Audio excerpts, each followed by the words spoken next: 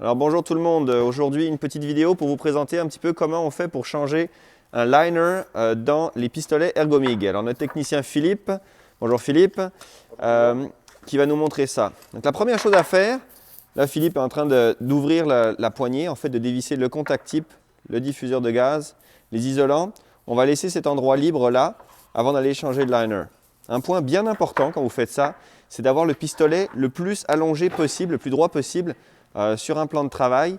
Vous allez voir plus tard, en fait, le liner, c'est une sorte de ressort et ça permet qu'on a l'élongation maximale du ressort pour l'installer. Ensuite de ça, on va dévisser l'arrière du gun. Donc on enlève le petit guide liner, on sort l'ancien liner au complet.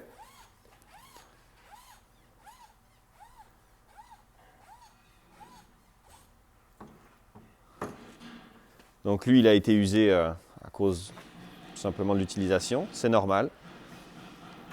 Et puis après ça, on va venir insérer donc le nouveau liner et, qui est plus long que la longueur du pistolet et qu'on va couper à la bonne longueur. C'est un peu ça le point central de la vidéo. Une chose importante à prendre en compte, c'est que c'est assez facile de tordre le liner. Donc on est un petit peu, on fait attention quand on le rentre dans le pistolet pour s'assurer que ça glisse doucement à l'intérieur. Si vous rencontrez une résistance, vous pouvez le ressortir un petit peu, jouer avec pour s'assurer qu'il glisse bien jusqu'au bout.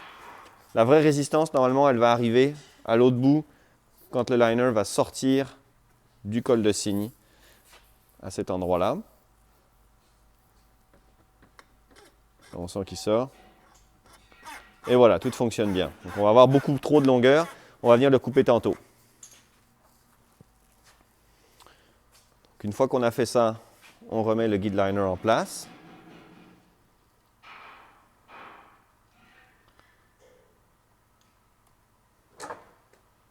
Et puis, on vient le serrer avec le petit replat qui est dessus. Et on va couper l'excédent du liner à cet endroit-là. On coupe environ à 1/8 de pouce là, de l'excédent du bouton. Exactement, je vais me reculer un peu.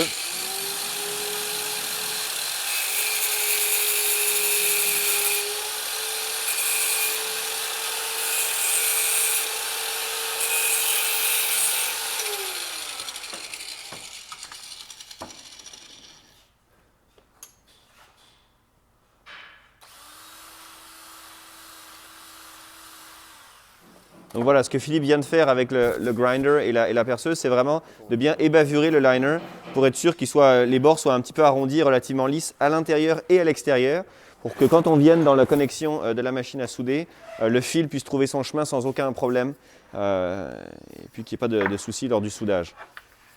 Donc on va faire essentiellement la même chose à l'avant. Et là, ce qui est important de comprendre, je m'excuse, c'est la longueur du liner. Ce qu'on s'est fait ici, c'est un petit gabarit.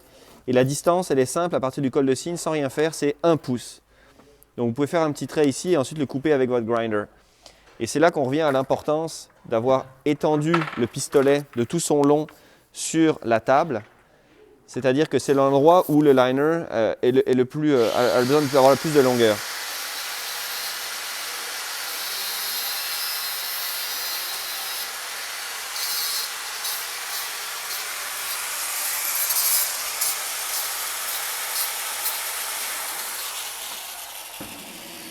Donc la même chose, on ébavure extérieur et intérieur pour laisser un passage au fil à souder sans problème. Et donc à partir de ce moment-là, il se peut que de revisser ou de réinstaller le pistolet. Donc je vais le mettre de côté pour qu'on voit ça. Donc on réinsère notre tête d'aspiration. Avec l'isolant col de cygne. Avec l'isolant col de cygne par-dessus. Et dans le fond, la difficulté, elle peut arriver ici. On doit absolument revisser le diffuseur de gaz à la main pour ne pas faire de problème avec les filets qui sont en cuivre et en brass qui sont assez mous. Et surtout, si c'est difficile, c'est parce que le liner vient pousser contre le diffuseur de gaz. Et le petit truc pour réussir à faire ça bien, c'est de tordre le pistolet. Vous voyez, Philippe, il fait quelques tours sur lui-même, ce qui fait que ça vient raccourcir un petit peu le liner à l'intérieur et ça devient plus facile à faire. Une fois qu'on a fait ça, on s'assure de prendre la clé adéquate pour visser jusqu'au bout le diffuseur de gaz, pour bien l'accoter contre le col de cygne.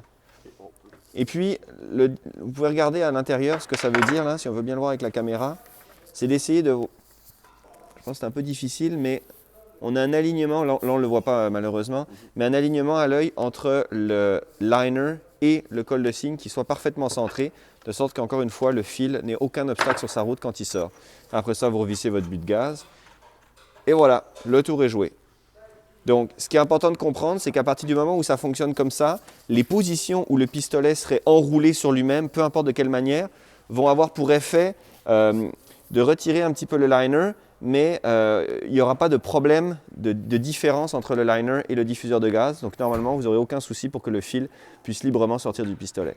Si vous rencontrez des problèmes à ce niveau-là, n'hésitez pas à nous contacter. On sera là pour vous aider. Merci et bonne journée.